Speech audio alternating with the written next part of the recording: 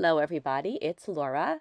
Thank you so much for joining me on my channel. Today I have a layout that I created using the November My Creative Scrapbook limited edition kit.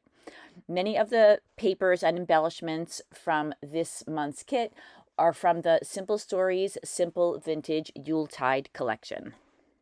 I really like using banners on my layouts, and I've noticed quite a few scrapbook layouts on Instagram where the scrapbooker used a very large banner in the center of the layout, so I decided that I would try my hand at that composition.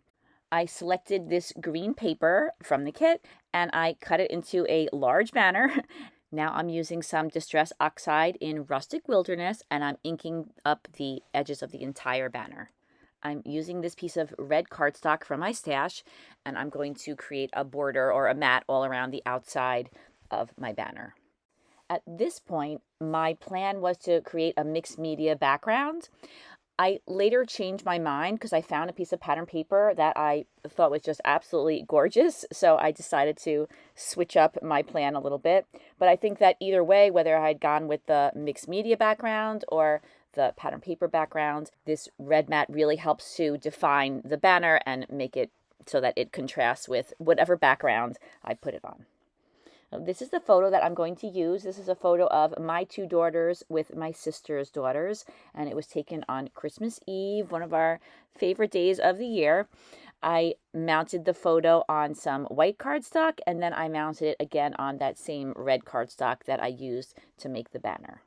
I love to add photo corners to my layouts, and I usually add the photo corners much later in the layout process, but I happened to see on one of the sheets of paper that there was a small area that was a very pretty plaid and it was green and red, and I thought that it would be a really nice choice for the photo corners since the patterns that I have on the page right now, or the pattern, is very large and this is a little bit more petite, and I like to mix larger, bolder patterns with smaller, quieter patterns. So I am once again using the Distress Oxide after I punched out the photo corners with my EK Success photo corner punch. And I attach one photo corner down to all four of the corners of my photo. However, you'll see in a little bit that the photo corners mostly get covered up, not totally, especially on the top, you can still see them a little bit, but the ones on the bottom get kind of covered by the title.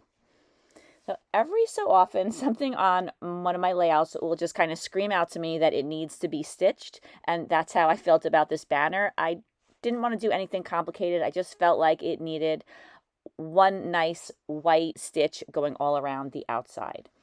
I used a metal ruler and a pencil and I drew a line where I wanted to put the stitching. And now I'm using a little punch tool that I bought quite a while ago. It's from Amy Tangerine, and the mat that came with it, and you can see that that mat has had better days, but it still works, and I still use that pair to punch holes in my layouts. Of course, if you don't have anything like that, you can just use a needle or a paper piercer. There's lots of things you could use to make holes in your paper. So I had a lot of trouble with the string on this one. I thought I would show you just like a quick glimpse of me sewing a portion of the banner. However, it doesn't go that smoothly. The thread kept getting knotted. And when this happens, it's usually pretty easy to unknot it, but it happened quite a few times. Sometimes I think it happens a lot when the string is very long, which is, of course, when you first start sewing. It was a little bit of a rocky beginning, but I was able to stitch all the way around the outside of my banner rather quickly. And I am using a back stitch, which is a very simple stitch, but I think that just including even a little bit of stitching on a layout makes a big difference. I think it adds a lot of texture and interest to the page. As I had mentioned, I was thinking that I could make a mixed media background for behind the banner, but then I came across this paper in the kit and I placed the banner on top of it and I just loved the way that it looked. So I decided to go in this direction. And because I was covering up such a huge portion of this piece of pattern paper with the banner, I thought that it would be best to remove the paper that's behind the banner. It's an extra step, but to me, it ends up being worth it because now I have the option of using this paper on another layout, and I did end up using the paper on another layout. I definitely learned the hard way to take the time and remove paper that's going to be behind large elements, because so many times in the past I've needed sometimes even just a little scrap of paper, but it was too late because I had already attached something down on top of it. So I attached this piece of kind of somewhat gutted paper to a piece of red paper that I had handy. It was a different color red, and I don't use this color red as much, so I decided to use this as my base paper. And then I attached the striped background and then the banner on top of it. And then I'm going to place my photo right in the center of the banner. And I'm always happy when I get to this stage in the layout where I have the major composition done and it's time to add the embellishments. I'm going to add the title Merriest to the bottom of the photo. And then on top of the photo, I'm going to add some poinsettias. And you can see these gorgeous poinsettias with the gold centers. They, I think, look so beautiful on the layout. And then I also wanted to include quite a number of chipboard pieces. The bird on the left is a chipboard piece. I layered a wreath that's also made of chipboard behind it. And then on the right, I have the piece that says Season's Greetings, and that's actually one of the die cut pieces. But behind that, I'm putting a chipboard deer. And then I also wanted to include some more poinsettias because I wanted there to be some areas of red in each of those two clusters on either side of the photo. So I put a poinsettia on each one. The one on the right is a chipboard poinsettia, and the one on the left is one that I fussy cut out of one of the pattern papers. I'm also including some smaller flowers that were in the kit. They also have these beautiful gold centers, and so I'm including a few of those in each of those two smaller clusters. And then I was thinking that it might look better to have the large red poinsettia in the center a little bit bigger than the white poinsettias. So I peeled a layer off of the back of the white ones. You can see them off to the left. And those flowers can still be used. They can be layered on top of each other, and placing one of those really tiny little flowers that I have on my layout in the center would make it complete, and that could be used on another layout. So I was thinking that although I liked the kind of off-white border that's all around the edge of this die cut piece, I was thinking that I wanted to make it just a little bit smaller. So I used my detail scissors and I just cut a little bit of the border off all around the outside. And then I once again use the Distress Oxide and ink the edges.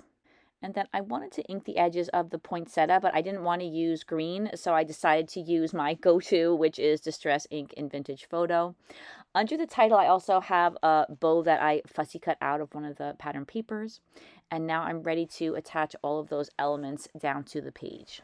As I'm attaching the elements down, I also include the flowers, and I'm using ATG adhesive on the flowers, which will not hold them for more than a little while. I just wanted to make sure that I had them where I wanted them, and then later on I go back and I glue them down permanently with some Aleene's Clear Gel Tacky Glue.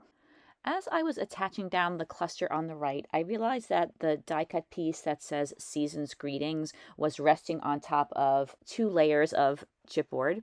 So I was thinking that just to make sure that it was nice and sturdy and didn't bend from being placed in a page protector, being pressed against those pieces of chipboard, I added a little bit of thick cardstock to the back just to reinforce it a little bit. I continued to attach down all of the pieces, the flowers, the ephemera pieces, the chipboard. And as I was doing that, I was thinking that I wanted to add just a little something more to the layout. I like a lot of embellishments on my layouts, and I was thinking that maybe some of these chipboard stars would be just the right little embellishment to finish off the layout.